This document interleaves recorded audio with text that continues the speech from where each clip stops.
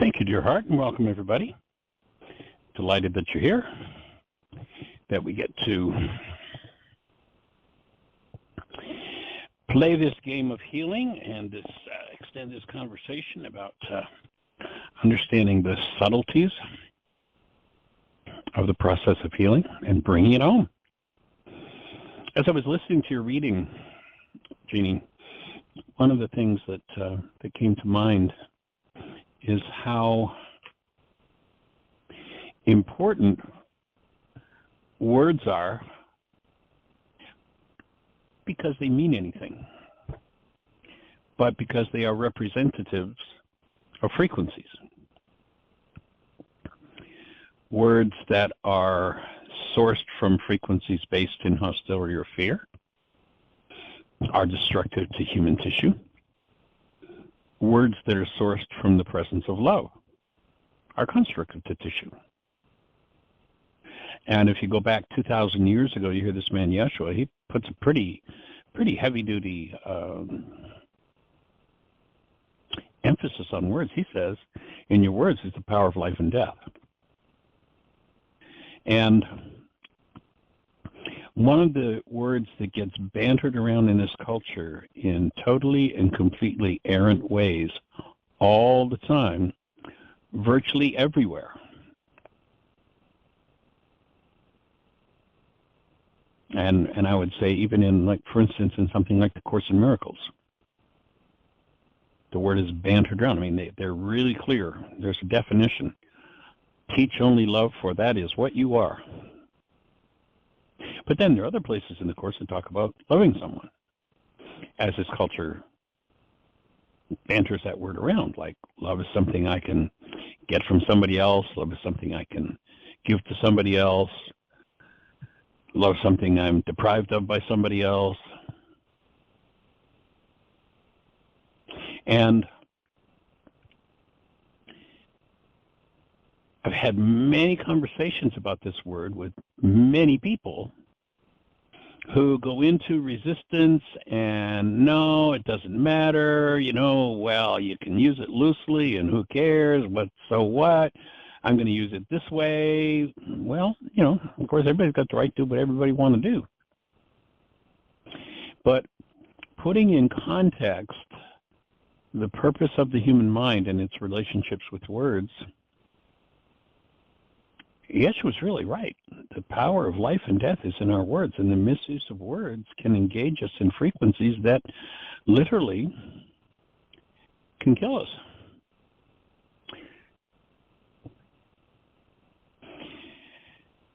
When you realize how the human mind works and what its purpose is, my offering is that the best definition I found for the human mind and its function, that it is designed to survey on command, and the command is given by words, all of the data that it has that relates to a particular result you want to produce. Actually, the original introduction to this work, 50 whatever years ago, was a book called Psycho-Cybernetics by a guy named Dr. Maxwell Maltz. That was my opening to this work. That's what introduced me to this type of thinking.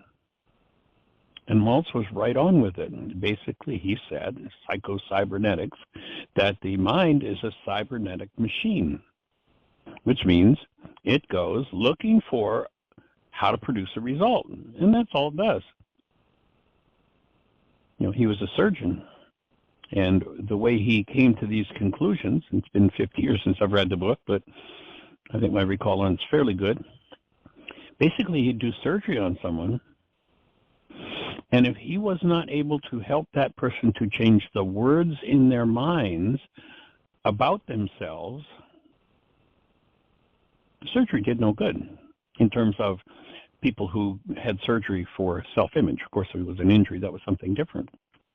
A lot of people, plastic surgery is, my nose doesn't look right. Well, if my nose doesn't look right, what words am I using to hold that belief, and what does that do to my mind? and he'd have two people, each with, let's say, the same complaint of, let's say, about their face. And one person, he would not be able to get them to change their mind about the words they were using about their face. And you could do surgery, and it didn't benefit them. It didn't produce the result that they want, even though it was the identical result to the person who, when they were able to change their minds and their thinking about their faces, loved the result and were delighted. Oh, look at what you did. You fixed my face. Now I'm fixed. Two people, same complaint, same surgery, different result according to their thinking. Tend to think in words. Cybernetic machine means it heads for and works to achieve a goal. When you give your mind a goal, not an intention, but a goal, then, and a goal means an objective or a result that you're committed to achieving, then your mind will sort through all of the information it has about that, the good, the bad, and the ugly, and according to what resonates the strongest out of that content, your mind will build you a construct that is designed to guide you in producing that result. So let's say I'm putting, and there are 3 cups on the green. And I'm told that if I putt the ball into the center cup, I'll get a $500 reward. If I put it into either of the other cups, I'll get nothing. Now, if my understanding of the word center is incorrect, let's say that I had a crazy history and my parents taught me that center meant that hole over there on the left. I'm just using this as a metaphor, an example. So when this person tells me, if you want to win the $500, you put the ball into the center hole, and I go, okay. My mind says, okay, so there's 3 holes there. The one over on the left is the center, and I'm going to putt. Now, of course, that's an error in the instruction, but just for our example's sake, if that's what one thinks, then the mind does whatever it needs to do to produce that result. And every time that ball goes in that hole over there on the left, the person misses the opportunity to win $500. If you hold a newborn child, if you've ever had that opportunity, I'll invite you to go back mentally and visit that moment where you held a newborn. And if you haven't ever held a newborn, then I invite you to share with my experience of holding a newborn, which I'll share with you. When my daughter was being born, she delivered into my hands. Now, they tell us that a child can't focus their eyes or really see for the first several days. Wasn't true with my daughter. My hands were on her head. Her eyes opened, and she looked as crisp and clear as anybody could look at anybody, right in my face. And that look put me into that, the energy of that put me into a space that is one of the most powerful and indescribable spiritual experiences of my life.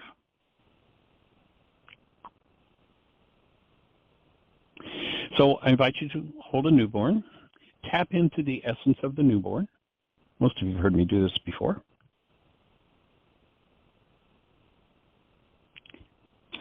And put the essence of that child into a single word. This is a question, Jean, I've asked of tens of thousands of people all over the globe. And every time, it doesn't matter whether we're in Rome, Italy, or we're in Sweden, or we're in Canada, or we're here in any one of the 50 states, when we ask that question, everybody's answer is always some variation on the theme of love. It's purity, it's sweetness, it's power.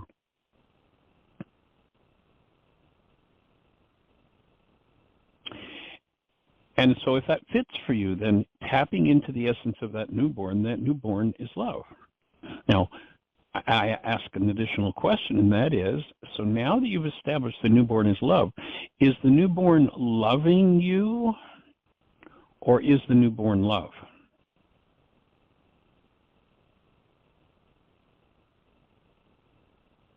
And most people, when we ask that question, kind of cock their heads and go, well, obviously the newborn doesn't even know I'm here. The newborn is love.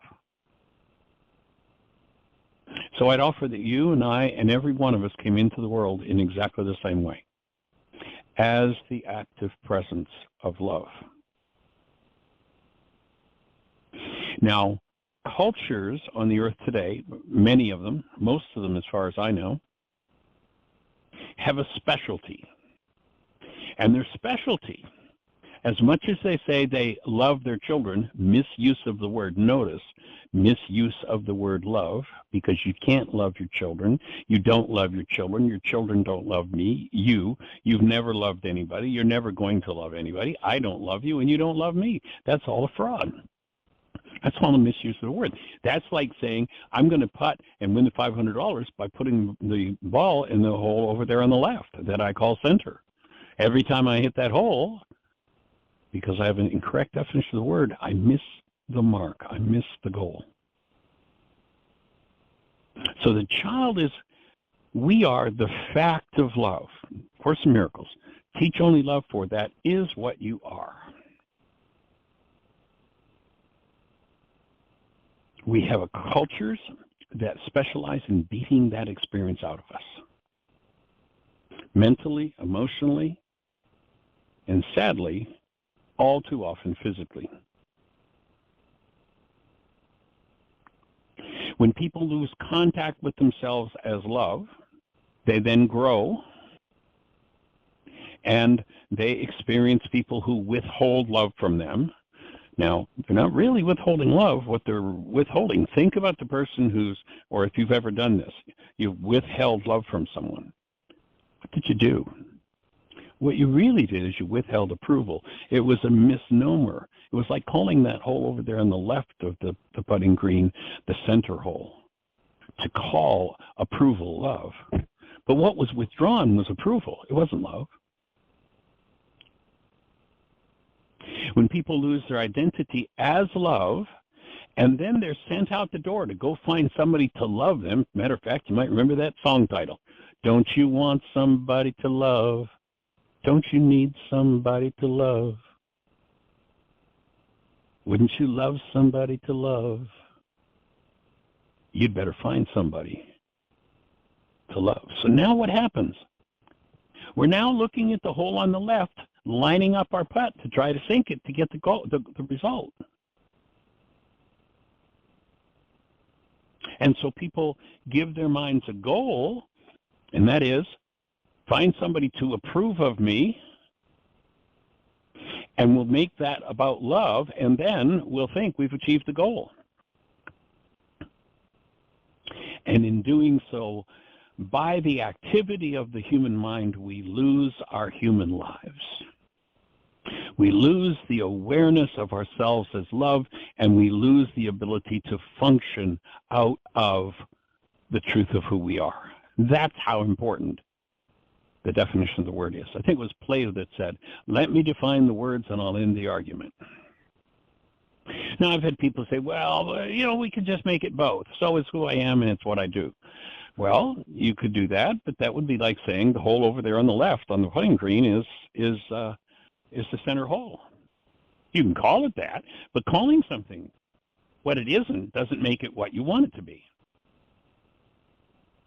The cybernetic device, your mind, will only achieve supporting you, functioning as, experiencing yourself as, expressing as love when you give it a correct definition of the word. There are all kinds of definitions, There are people, how many of us heard this line? I'm only beating you, I'm only punishing you because I love you. What a crock of crap. How many of us heard that line? I beg your pardon, love punishes? Surely you are insane if you think that's true. But that's one of the goals of the culture. That's part of the language of the culture. And if we get trapped in improper language, we get trapped in improper behavior, and we block ourselves from reaching the goal. My offering is not that you should love somebody. I would offer that what you really mean when you talk about wanting to love somebody is you want to cherish them, you want to honor them, maybe even approve of them, but it isn't love. The real goal, if you want real relationship, is to experience yourself as the active presence of love and support your partner in doing the same, and your partner supports you in doing the same. Now you've got a true healing relationship. But if it's got to be approval, you'll notice that the moment somebody violates you, the person that you say, I love you so much, what you really mean is I approve you because you fulfill all my goals for you.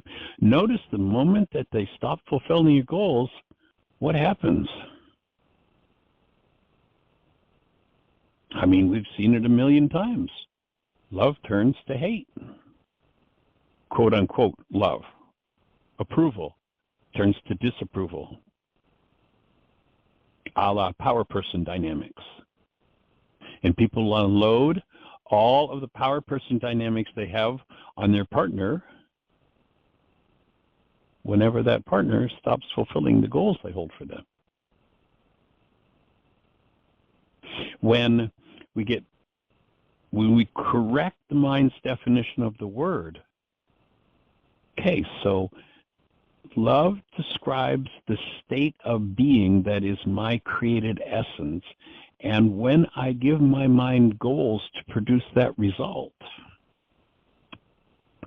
my behaviors are going to change totally and completely.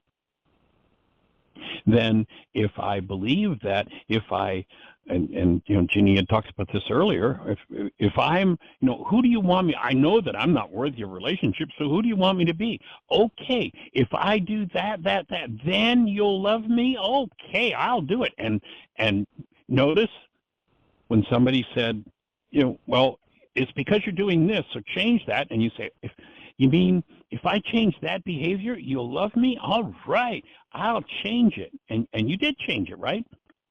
Did they, quote unquote, stop disapproving of you? No, there was another goal, and another goal, and another goal, and another goal, and every time you violated one of those goals, notice that disapproval stepped into place. And those who've been massively disapproved of only know how, when under stress, to step into disapproval of others, because under the most extreme stress, people always do what their power person did to them that they hated the most.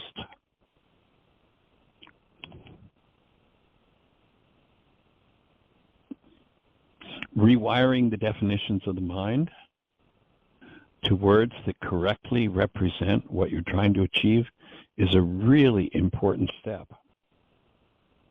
in aligning your life with the truth of who you are and supporting you in bringing the truth of who you are into the world.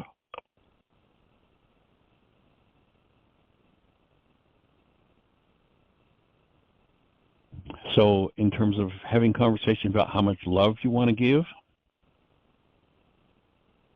no. How committed are you to functioning as conscious, active, present love? If you've been at my intensives 20, 30, 40, 50 years ago, remember the phrase comes up all the time, conscious, active, present love. That describes the state of a human being. Otherwise, you become a human doing. What do I have to do to get your love? Which means, what do I have to do to get your approval? And even after you get the approval, love is not the experience. Oh, it can feel good to be approved of, because if you were brought up with a power person who did a lot of disapproval and you stepped out of line, boy, the barbs, the shots, the physical, mental, emotional abuse was horrendous.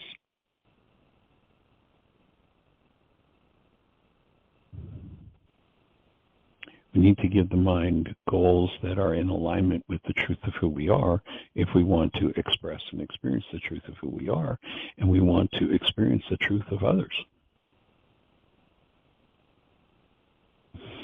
Key piece is the use of words.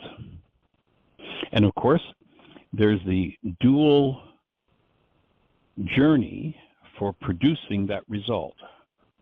One side is, on a daily basis,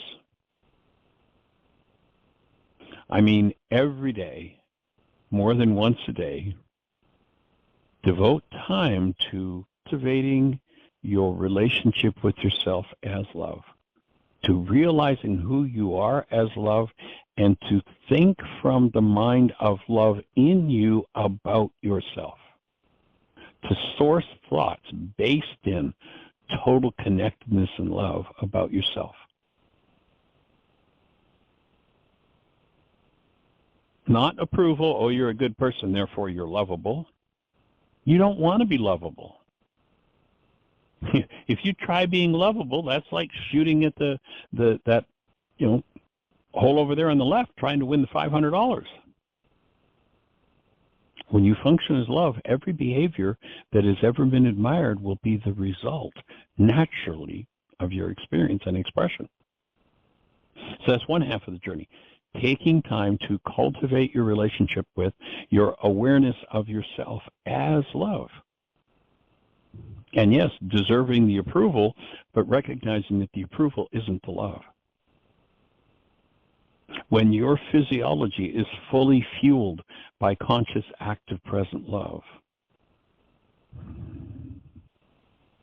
because you know who you are, everything changes. So that's one half of the journey. Take time every day, several times a day, to think thoughts from the mind of your true being, the mind of love, toward and about yourself and toward and about your body. Gee, there's a pain here. Oh, do you go around whining and crying and complaining about the pain? Or do you stop and literally, purposely extend love to that tissue?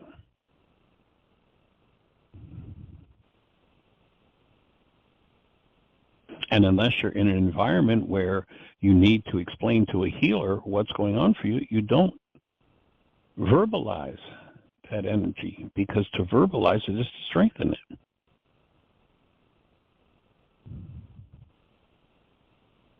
And then the other half of the journey is a journey of applied forgiveness. Yeshua said, of the self that most people think they are, that self has to die. In order for you, love, to live, the you that you were taught you were by those who knew no better and wanted to beat the love out of you, that self has to be removed, forgiven. Remembering that the word forgive means to remove. It does not mean to let somebody else off the hook, because there's something inside of you to be removed. When you start giving your mind accurate goals to achieve in regard to this conversation, then you'll make monumental progress toward experiencing yourself as conscious, active, present love. And that's basically what we're here to support you in doing. That's the whole objective of this work, is the serving up of the tools that support people really, truly reconnecting to and re-experiencing themselves as true human beings, as conscious, active, present love. So I hope that fits and makes sense, and I hope it opens some conversations, some questions, some refinements, and or anything else that's on your mind. If you're on a station where we can't see you on our control panel, our call number is 999-3581. If you call that number, you'll be listening to the show. We have a hand up. And if you have a question, push 1 and we'll have a conversation. And we do have a hand up, and I think it's really cool. We have Yinka in the United Kingdom, we have Bob in Australia, and me in the United States in the chat room. So I said we're covering the world in one little chat room. Technology is amazing. Cool. Is Peter with us from Sweden by any chance? No, he's not. Okay. But the hand up is Miss Cecilia 480. You are on the air. Hi. Hi, Jeannie. Hi, Michael. Hey there, young lady. So I've been working on a lot to do with money and worksheets and writing letters to the buyer and all this kind of stuff, okay? So I'm just going to continually work on it and happy to do so. Yesterday I found a video. I'm not going to say who it's from on YouTube, but I sent it to you probably 5 minutes before the show. And I saw that, yes, thank you. Oh, did you read it, my text? I looked at it. Yes, I haven't watched it yet. I hadn't had time, but I did see it come in. No, yes, that's and okay. you know, we talk about Bruce Lipton all the time. Sure. He does some great stuff. He's great. Amazing. Yeah, he's amazing. So he had somebody else that also spoke on that video, but it was about the poor, why the poor get poorer because of their programming, and why the rich get richer because of their programming. And then you got to be conscious and get out of the unconscious mind and get into the be conscious and think, you know, and question your programming. And then the other guest on his show that sounds like he's an expert in this too started saying things. Well, of course, we go to school, we get programmed. We don't get programmed about money, but we get programmed to get a job and to work hard and to find a job and to work for an employee and to pay taxes and to get out of debt and to and then get savings and then put your savings and invest them. And all of that, he said, and Bruce must agree with this because it's his video, his name's on the video. And with all of that, he said, not Bruce, the other guy, he said, you will get poor doing that, okay? And it threw me. That's what everything I was taught, right? So I know I worksheet. But I was trying to not figure out. It was just this. I didn't want to drop it and just not think about it. But I sat down. I thought about it. I transcribed the show. It was 8 minutes, and which got it clearer. And then I thought, you know, why they said all that is so that I disconnect from the source of all abundance. Okay, the world wants me to disconnect from who I am. So I have savings, then I rely on savings as the source, or investment as investment. I just want your take on it. So where are we heading? What's the bottom line question we're heading toward? Because I'm kind of getting lost in the story. Oh, sure. No, that's the transcription of the show. So where I'm headed is I have saved and saved and saved and saved, and that's how I think that I'm making it through. My house not selling. Okay, my father invested in some investments. So I got the story. What is this? That's what what I is want. it The with question. Savings? What is it with savings and investments that makes me poor? Poor in spirit? What is your thoughts on that? Because that was a big, huge thing that jumped off the page with me in that video. That if you have savings or investments, you will get poor. Well, that I'm not sure that is I haven't listened to the video, Okay. so I can't comment directly on it. But it doesn't make sense to me because I know people who have savings and they're fairly wealthy. I know people have investments and they're poor. People make poor investments and they lose savings and they spend more money than they've got. There are all kinds of dynamics. But the underlying thing to me would be, if I'm seeing myself heading toward poverty in some way, then I want to start forgiving the content of that file, so to speak, in my mind on poverty.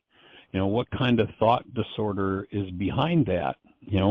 Oftentimes it's a power person message of, maybe something like, you don't deserve abundance, you don't deserve wealth, or you're broken, you're not good enough, you'll never have anything. And so the person who buys into that kind of a thought disorder, all kinds of abundance heads in their direction, and they find a way to throw it away. They find a way to destroy it. So it might be, you might do some worksheets around abundance and what would be some of the goals you have. Like, for instance, have you canceled the need to have enough money to be able to afford your house there in Ohio and the house in Arizona? Have I canceled that might the be, goal to have enough money for you might both look houses? at that as a goal. I'm just, bouncing suggestions off you of places you might go to uncover if there's a part of your mind that's creating this result. If you're participating even on a subtle energy level, then you want to access that part of your mind and breathe it out. Bring it to the presence of love and let loose of it. And of course, the genius of what Yeshua gave us was that forgiveness process, that when I look at the goal that I'm holding in any given circumstance, where my mind's producing this particular reality, when I cancel that goal, my mind's content collapses in on itself and it gives me access to the underlying energy that needs to be cleaned up. So that might be a direction to go, is just simply canceling the need to have enough money to afford both. And maybe the worksheets you need to do are around affording things. Maybe the worksheets you have to do are around poverty. Maybe the worksheets you have to do are around deserving. I'm not sure exactly what's going on for you, but they might be some areas to explore and do some worksheets in those arenas and see what surfaces from beneath. This morning I also watched go ahead. Go ahead. No. I watched Creating Consciously. I love the VHS, by the way. I can see you and I get a better, visual and audio. Anyway, when you said in the video that if you have, grumbling or something about paying bills, get rid of the electricity, And I'm like, that's me. I'm grumbling about paying both of these houses, and I don't want both of these bills, but I hear that, so I got to be grateful for it, and also grateful because it kills the telomere or whatever those enzymes in the DNA. It shortens your life. Telomeres. Yeah. And so I'm like, the last thing in the world at this point when I heard that just over the weekend, no more.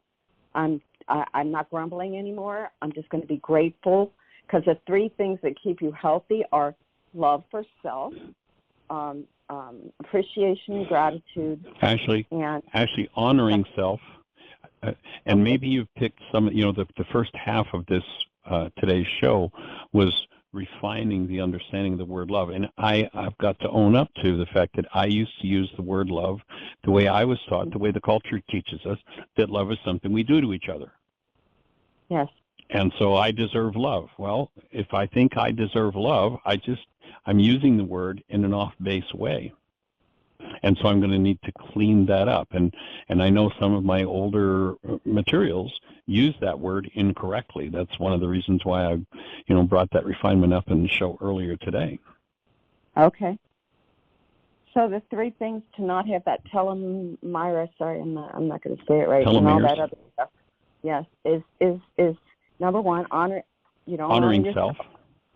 Well, if you don't, then you're not going to get that extra thing that comes on. One of those. There's something. He has two names that sound alike. But anyway, and then if you don't have great gratitude for what you don't have gratitude and appreciation. And for what you third have. is Yeah. stress. Okay. So of course I have all of these things. I do appreciate, and I'm learning to honor myself and other people. So I felt good about that. But the stress, and I'm working on that too. I'm doing the exercises for that in the intensive.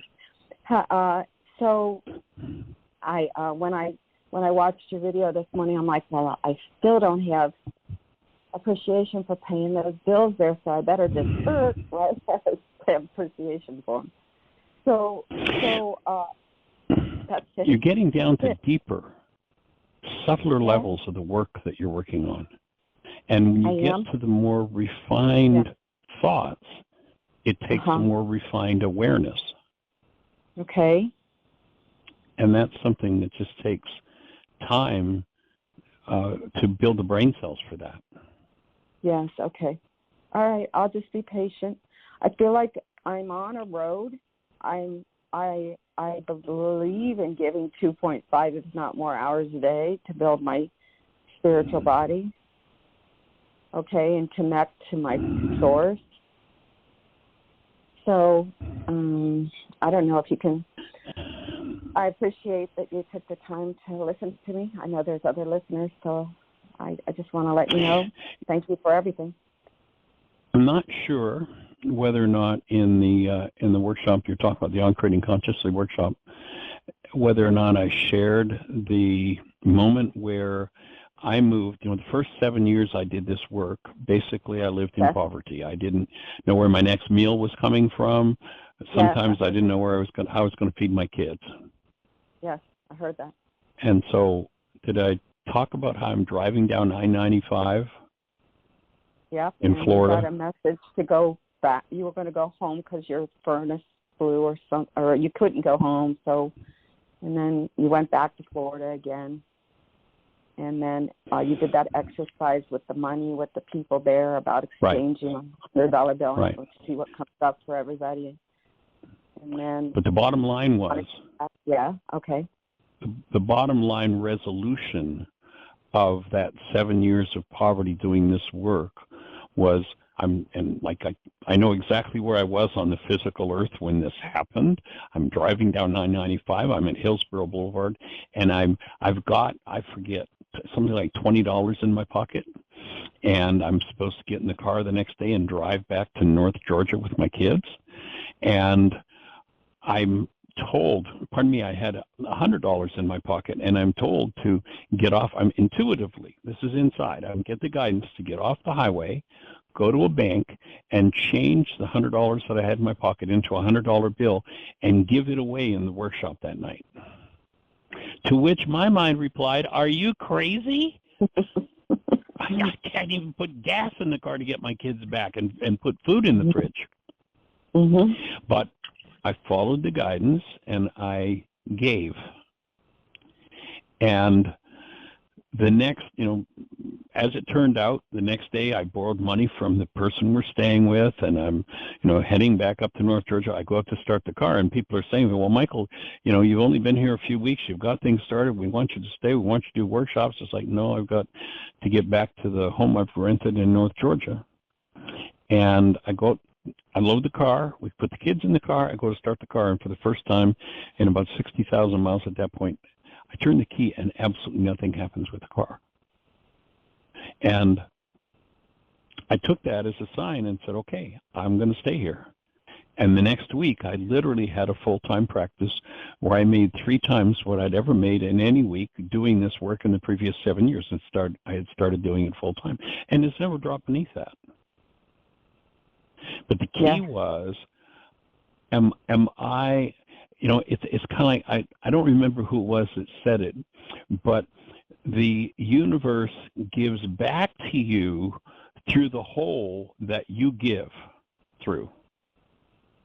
So when you give, it's, sparse, as little as possible, there's no generosity in it, then that creates an opening in the universe. Says, okay, I'll give back to you sparse, and there's no generosity in it.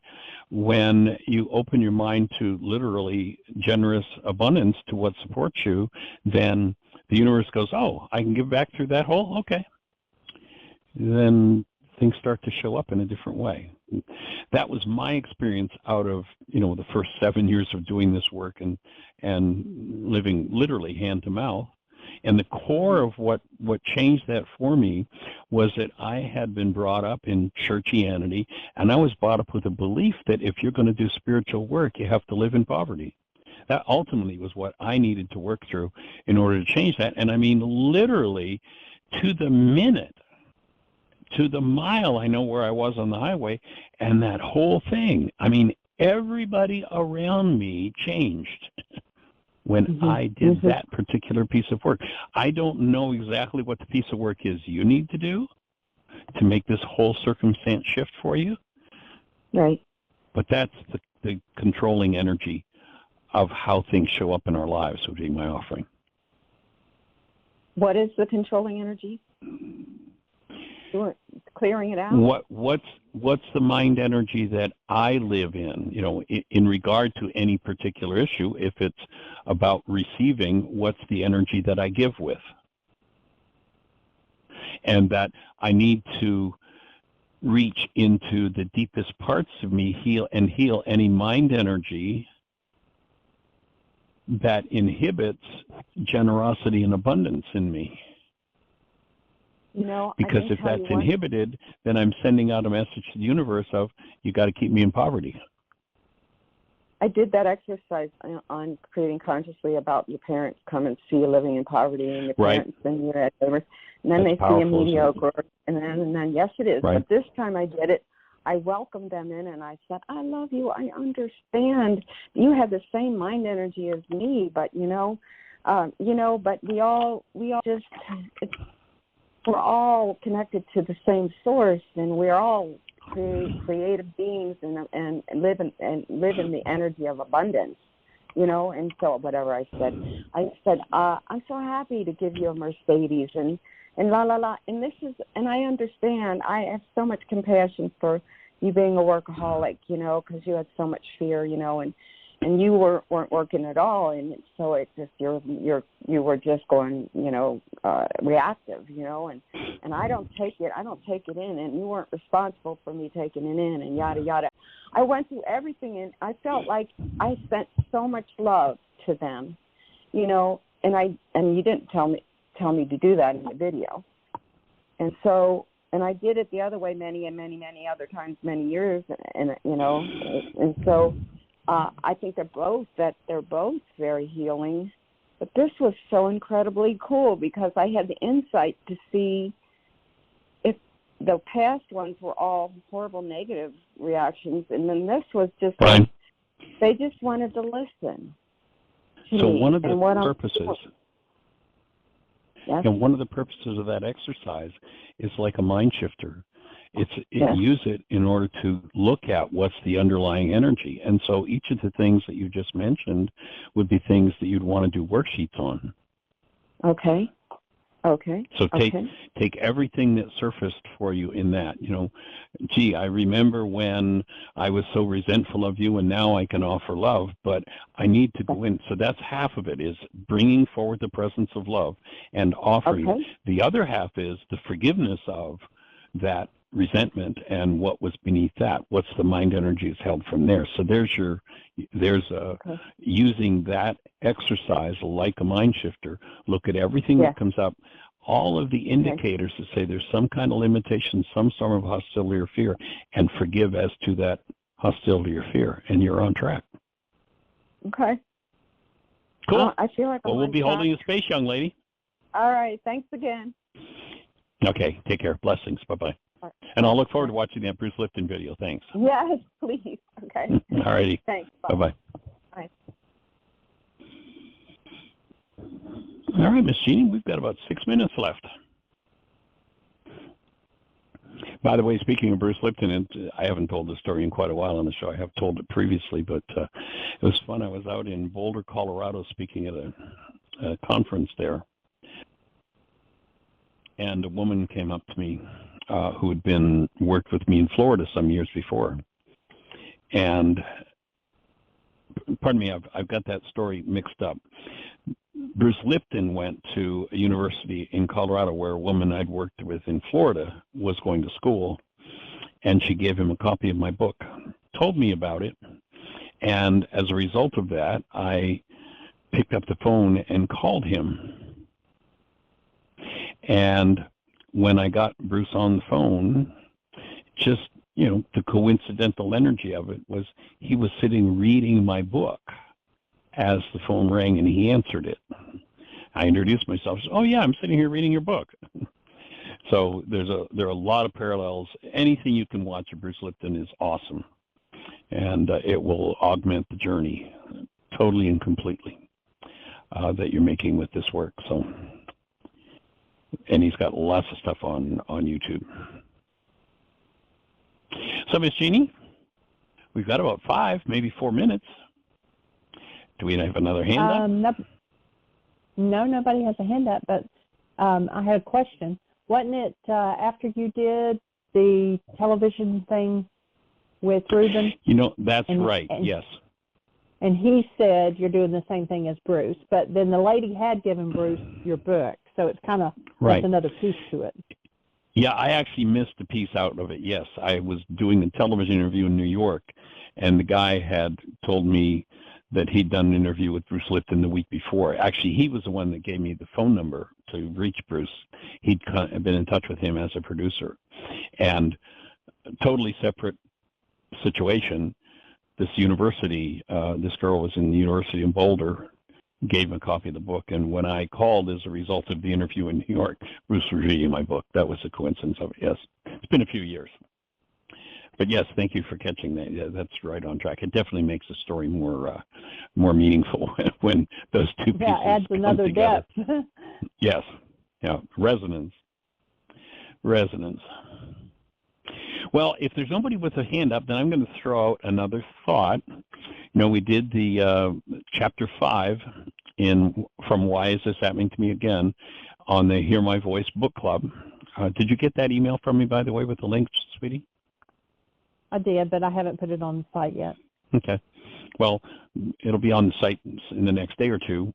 And in that workshop yesterday, when we're doing the book study, the topic of intuition came up, and I shared a little bit about our intuitive development intensive. And several people on the call from different parts of the world expressed an interest in doing an online intuitive development intensive. So if you're interested in that, there were enough people that I'm considering setting one up. It will probably be a 10-week session. It will include the pre and post personal code evaluation. It will include Why Is This Happening to Me Again? And then the practical online intuitive development will also include the Fresh and Raw Food Program, private links, and menu set for the fresh and raw food that goes along with the intensive. So if you're interested in joining us for that, it will probably be a Saturday and Sunday. We'll do a session on a Saturday and a Sunday for 10 weeks consecutively. If you're interested in joining us, and drop Jeannie a note, or if you've got my number, drop me a note. Jeannie's email, is Jeannie, Jeanie, at whyagain.org. If you drop her a note with your name and phone number and that you're interested, then as the plan comes together, if it falls in place, then I'll let you know and you can register for it. And if you're interested in an intuitive development intensive that includes the forgiveness work of Why Is This Happening to Me Again, drop Jeannie a note. In the meantime, create the best year yet of your eternal life. It's an awesome gift to give the world. Blessings.